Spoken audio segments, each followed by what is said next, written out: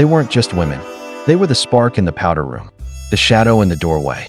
In film noir, the femme fatale wasn't background. She was the reason the story moved. Men thought they were chasing answers, but they were really chasing her. Sometimes she played it cool. Sometimes she burned hot. But it was always the same ending. She got what she wanted, and somebody else paid the price. They say every man's downfall starts with a choice. But in noir, that choice usually wears heels. You think you're walking into a room. Turns out, you're walking into a trap. And the trap has a smile. That's the femme fatale. And here are 10 of the best. Number 10. Jane Greer in Out of the Past. Kathy Moffat looked innocent enough. But the minute she walked on screen, you knew she was trouble. Not the kind that jumps at you. The kind that waits and smiles. Lets you dig your own grave. Then hands you the shovel. She gave us the blueprint. But blueprints don't stay clean for long. That's where Claire Trevor comes in at number 9. In Murder, My Sweet, she wasn't polished or untouchable. She was raw.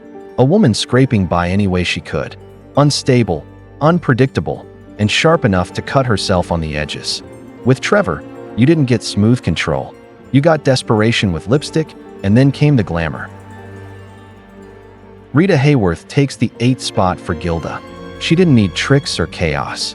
She just had to walk into the room. The glove striptease, the smirk. Hayworth didn't play a femme fatale, she defined one. Men didn't fall for her by accident. They wanted to. She made it look easy, but sometimes the danger doesn't look easy, it looks like fate. That's number 7, Barbara Stanwyck, Double Indemnity.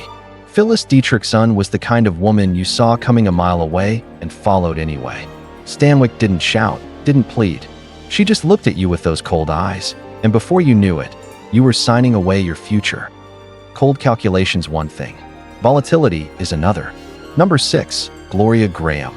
In a Lonely Place, she could turn tender one second and vicious the next. Unstable, magnetic, unforgettable. You never knew what side of her you were getting, which made her dangerous in a way no plan could cover. But if Graham was fire, the next one was ice. Jean Tierney, number 5. Leave Her to Heaven. No screaming, no theatrics, just calm destruction. Watching her smile as she pulled lives apart was worse than any explosion. Tierney showed that sometimes the scariest femme fatale is the one who never raises her voice. Of course, not all of them needed silence. Some worked best with a whisper. At number 4, Veronica Lake. This gun for hire, the Blue Dahlia. She didn't command a room by force. She made you lean in closer, drop your guard. That voice just above a whisper, the hair falling into her eyes. Lake didn't chase, she lured. The danger was subtle, and it was all the more effective.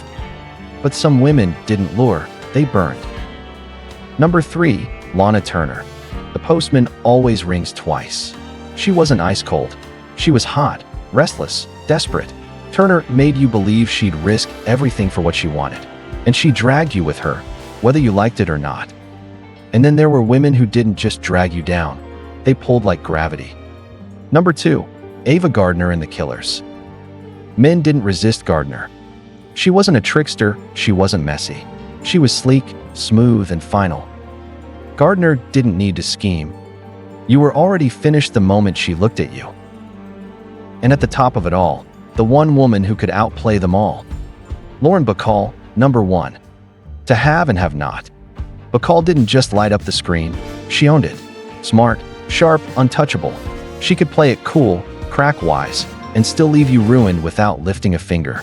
Bacall wasn't dangerous because she had to be. She was dangerous because she chose to be. To Have and Have Not wasn't just her first movie. It was a star-making moment. She was only 19. What you see on screen between Bacall and Humphrey Bogart wasn't performance. It was the start of one of Hollywood's most famous romances. That low, smoky voice wasn't an accident. Director Howard Hawks had her train herself to speak in a deeper register, keeping her chin down and eyes up to create that trademark effect. So that's the list. 10 femme fatale who turned film noir into a dangerous game no man ever really won. Each one left her mark, sharpened the archetype, and made it impossible to look away. They were not side characters. They were the story. And if you think you could have handled them, you're lying to yourself. If you want more dives into the shadows, stick around. Subscribe, leave a comment, tell me which one you think still owns the crown. I'll be back with another case file soon. Until then, keep the lights low and watch your step.